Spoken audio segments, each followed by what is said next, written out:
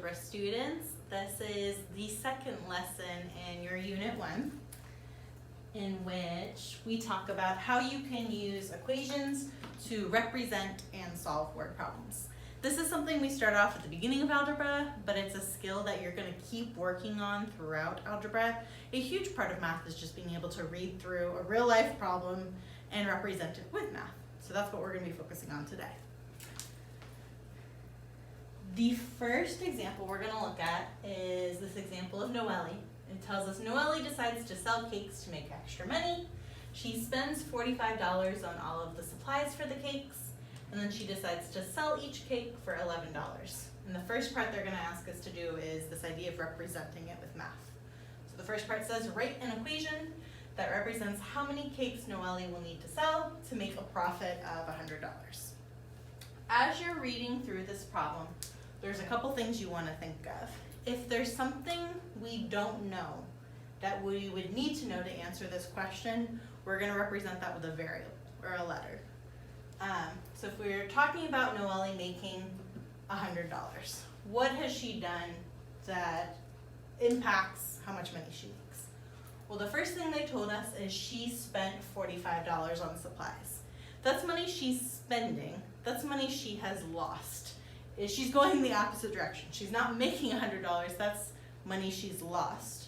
So when we go to write our equation, I'm going to represent that $45 she lost, or the money she spent on supplies, with a negative. I'm going to say she is starting off in the hole $45. She has lost $45.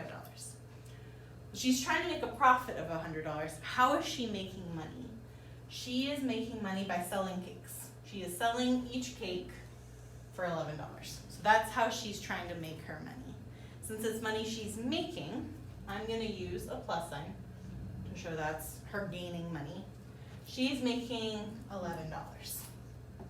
Now if I leave it like that, it says exactly what I just said. She lost $45 on the supplies and she made $11. That's close to what the problem's saying, but not quite. It's not saying she makes $11, it's saying she's making $11 for each cake. That's money she can make again and again and again, depending on how many cakes she sells. So this plus 11, what I need to know is how many times she has made that money. How many cakes has she sold? Because every single time she sells a cake, she's making money. We would have a variable there. I'm going to use the letter C because we're talking about cakes. But what that says is she's lost $45 on the supplies, but she is making $11 times how many cakes she sold. She's making $11 for each cake. When you use a variable in your equation, you also need to tell the person looking at it, aka me, what that variable represents. So in this problem C, I'm not just going to say it represents cakes, because variables are numbers. Does it represent the cost of a cake, how many cakes, something like that. You want it to describe a number. So in this problem, our C, we know the cost. What we don't know is how many she sells.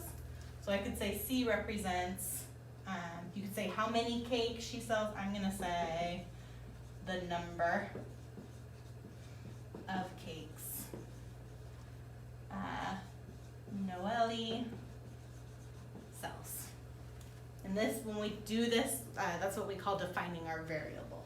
I have defined C as this.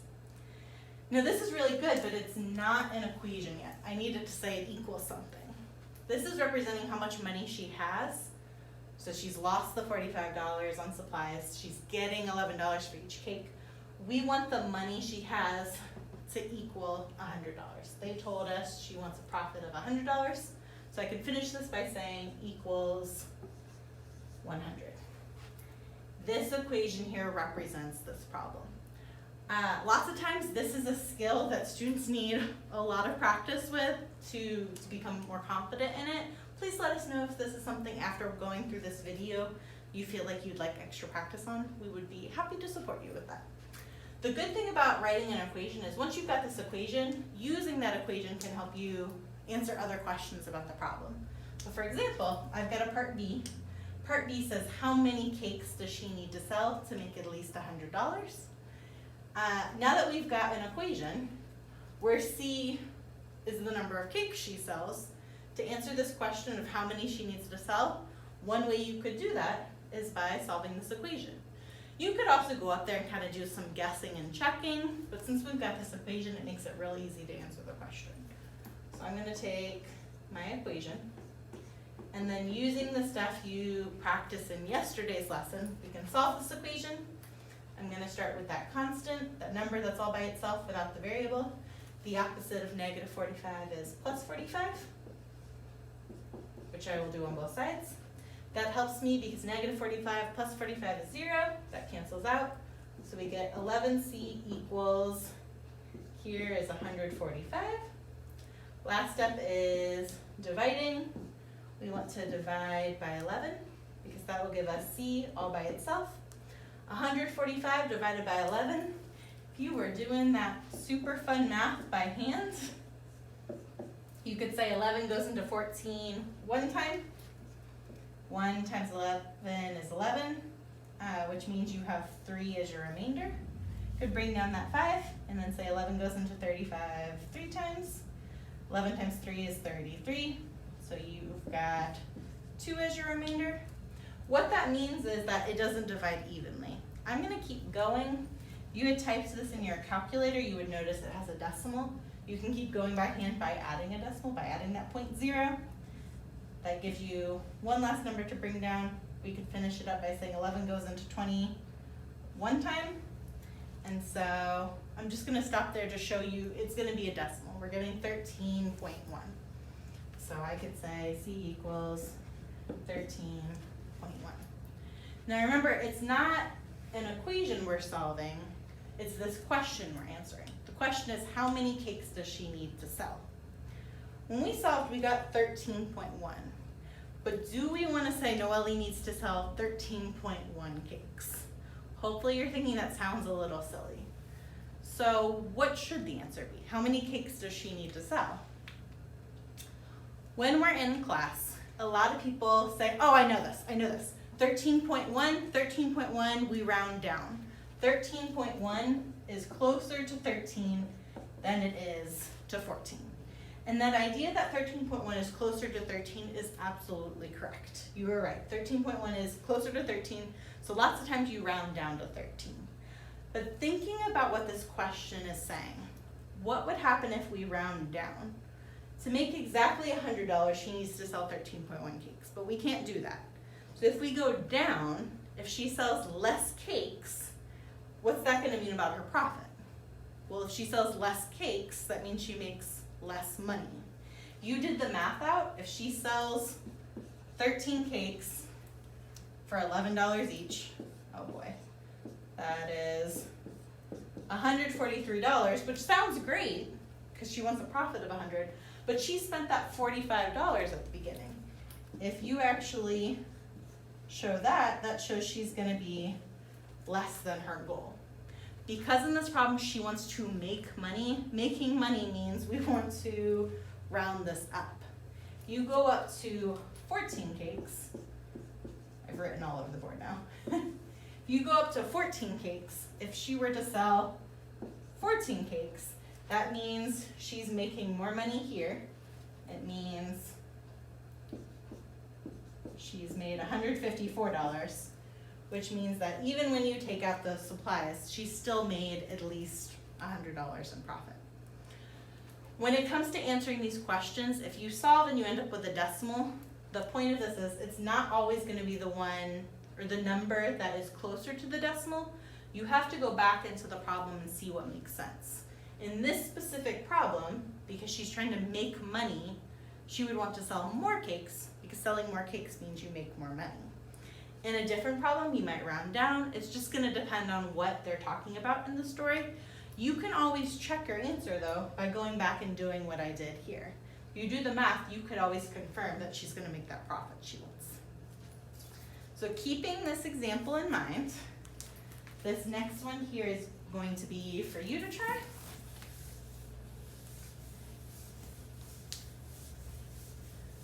The question is, Arinka goes to the store to buy some new shirts. She has $60 to spend. Each shirt costs $12. Adinka also has a coupon for $15 off her order. The first part is all you're gonna do right now. The first part is write an equation for how many shirts she can buy. Before you go to the second part, I wanna make sure we're on the same page for the equation. So we've got Adinka, and we know she has a total of $60 to spend. I reworded it that way as a total to help show that that $60 is what our equation is going to equal. That's her total money she's spending. Now what is she spending it on? She's spending $12 on each shirt. That idea of each shirt there is a clue that we don't know how many shirts she's buying. They're just saying each shirt is $12. Also notice the question is asking how many shirts. So the question is just confirming. That's something we don't know. Something we don't know, we need a variable for it. So I'm just going to call S is going to represent how many shirts. You could say S is the number of shirts Adinka buys. You just say number of shirts, something like that. So what they're telling us in this part here, she's spending $12 on every single shirt. You would want to use multiplication to say we're multiplying $12 by how many shirts she buys. Now there's one other thing they said. They said there's a coupon for $15 off her order. This is our money she's spending. This is the total amount of money she has.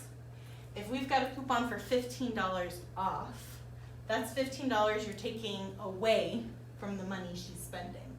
So we could say 12S, that's the money she's spending on those shirts, but we're taking $15 off the money she's spending so that she's got a total of $60. One thing I want to say about that equation is sometimes people see the $15 off and they think, coupon means I can spend more money, I want to add that $15. If you went to go solve this equation, the very first thing you would do is get rid of your constant here, is add 15 on both sides. If you're thinking you wanted to write something like this maybe, she's got the $60 she has plus that $15 that you're getting from that coupon. Look, when we solve this equation, that's exactly what we're gonna do.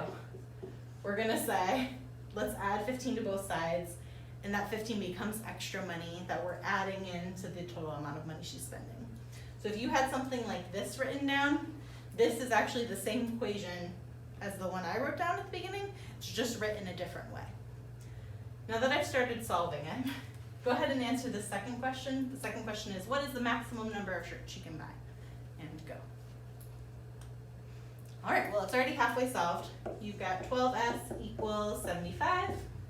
You would have divided 12 on both sides to get S by itself. 75 divided by 12 is something you cannot divide. If I was dividing, 12 goes into 75 6 times. That would get you to 72, which means 3 is left over. That's going to tell us it's a decimal. You end up getting 6.2 something. The decimal would keep going, but I'm going to just stop there to show you, just like the one before, it's a decimal. Now if you went to answer this question, what is the maximum number of shirts she could buy? The reason though it says maximum is she could buy one shirt and be totally fine, right? She doesn't have to spend all her money. But if she wanted to spend as much of her money as she can, what's that maximum amount? Well, hopefully you didn't say 6.2. She can't buy 6.2 shirts. You can't go in and buy part of a shirt. So we're gonna have to round. Just like before, we're gonna have to decide which way do I wanna go? Do I wanna go down to 6 or up to 7? If she buys more shirts cost more money. Remember, she only has $60, so we can't spend money she doesn't have. In this problem, we would want to go down. If she buys less shirts, 6, that means she's still going to have enough money to cover it. So we would want to say the maximum number of shirts she can buy is 6 shirts. How could you check this? How could you confirm that your answer is correct? Well, you could take those 6 shirts, and we know each is $12. So we could say, well, 6 shirts times the $12, that costs $72. And then she's got that coupon, so we can take the $15 off, which is gonna leave us with $57 is within her budget. So you can always, you guys have got common sense, you're adults. You could always use some of that common sense to kind of help you confirm your answer is correct, especially since you're doing this from home and we're not there to be like, good job, you got it right. There's always a way to trick. The next problem we're gonna look at is this one here.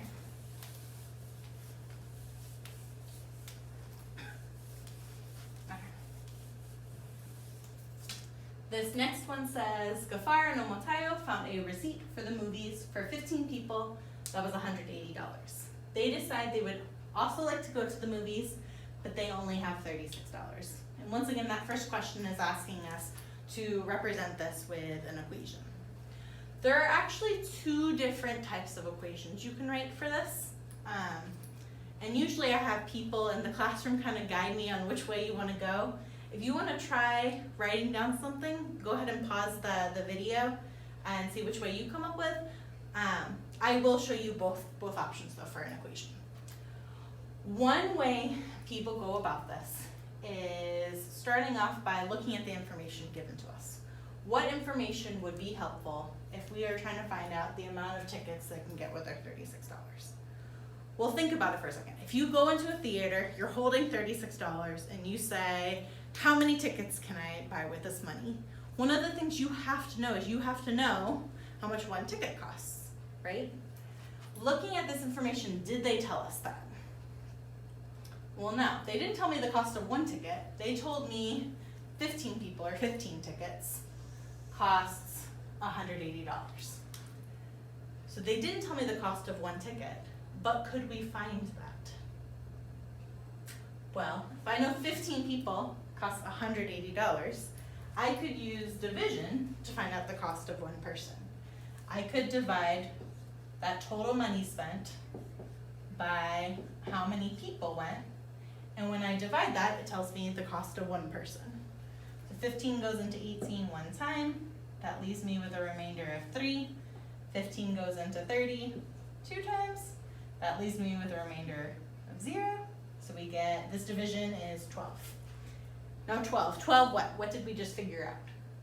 Well, we figured out it is $12 for a ticket.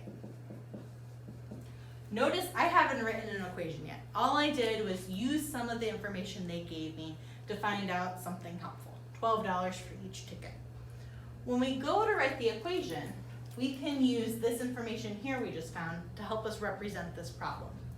Them telling us 15 people cost $180 is the same thing as saying it's $12 per person or $12 per ticket.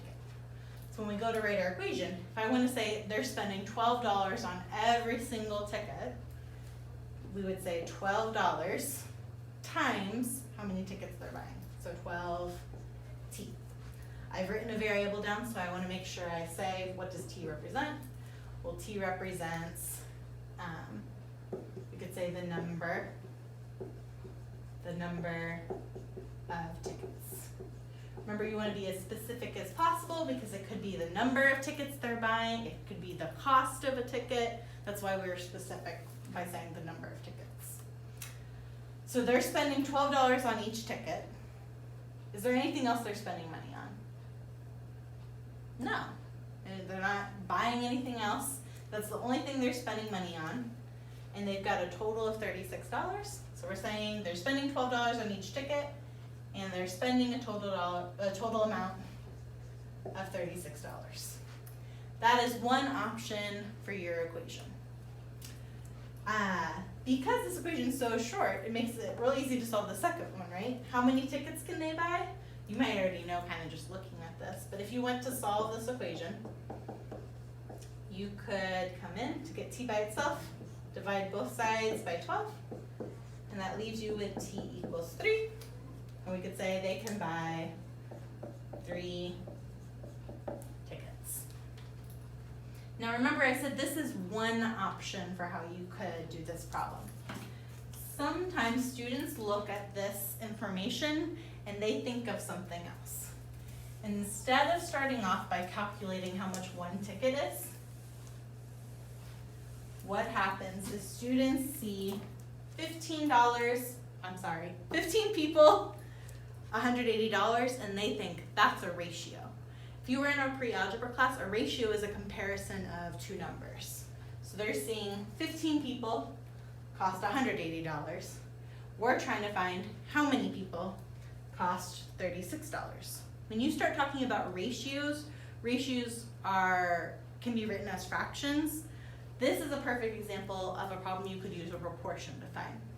So we're talking about 15 people that cost $180. I'm gonna kind of label it off to the side. I put people on top and I put dollars on the bottom. What we're trying to do is say, I know 15 people cost $180.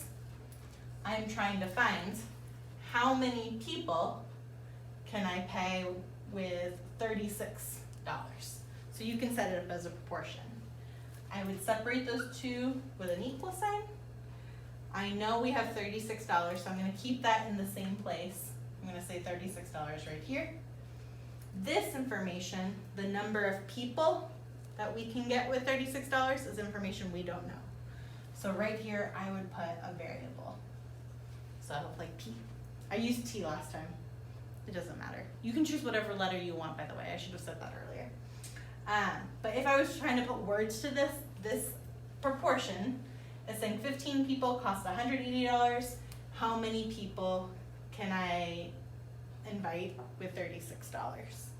So this is a different way to represent this problem. Since I'm using P this time, I would want to say P is the, say, number of people, I don't know, you can pay for. Something like that. Now looking at this here, we didn't have to do any of that math in the beginning, but there is going to be some math to do to finish solving it to answer this question. Using what we talked about in yesterday's lesson, because this is a proportion, you could always start off by cross multiplying. You could multiply 15 times 36, and it would equal 180 times P. And do it exactly how we did it yesterday. I want to show you a little trick with this. Before cross multiplying, a step you can do to make the math easier is you can simplify. So notice over here I've got this ratio. I could go ahead and simplify it. I know that 15 and 180, both of those numbers I know I can divide by 3. So you could go ahead and do that. 15 divided by 3 is 5. I know 180 can be divided by 3 because you can divide 18 by 3. 18 divided by 3 is 6. So 180 divided by 3 would be 60. You can start off by doing that, and it's helpful because now the numbers are smaller. So now when you go to cross multiply, it makes the math easier. Looking at this, you can still simplify. I know 5 and 60, I can divide both of those by 5. So I could simplify even more if I wanted to before cross multiplying. I could say 5 divided by 5 is 1, and then I could say 60 divided by 5 is 12, and that helps me out because now look, the numbers are even smaller. It helps the math, it helps when I go to cross multiply and make the math easier. There's one last thing I want to point out. If we go back to these words we had been using, we said originally this means 15 people cost $180. As we were simplifying, those words still hold true. 15 people cost $180. Right here, this is saying 5 people cost $60. And our final one right here is saying 1 person cost $12. Well, hey, that's what we had figured out at the very beginning, remember? Regardless of how you solve this, you're gonna end up getting the same answer. You cross multiply. 12 times P gives you 12P, and 1 times 36 gives you 36. When you go to finish solving, we get the same answer as before. We get that there are 3 people you can pay for. There are 3 tickets you can buy. I like to show all the different ways you can solve this because, you know, different people think in different ways. That said, you don't need to solve the same problem like 5 different ways. Find the way that makes the most sense to you and then stick with that. Okay? So taking that advice, here is the last question we're going to look at in this lesson. I clean the board for you. The last one right here says, Susanna sees a sign that says a dozen cupcakes cost $24. She has $40 to buy cupcakes for herself and her classmates. And I want you to go ahead and write an equation to represent this. Just do the first part for now. Okay.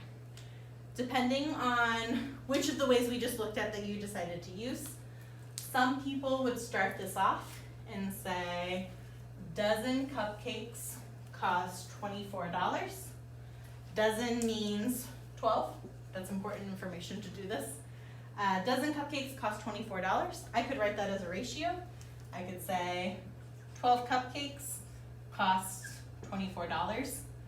I'm also going to write the words over here because it's important that you're consistent on the other side. So I could say 12 cupcakes cost $24. I want to find $40, how many cupcakes?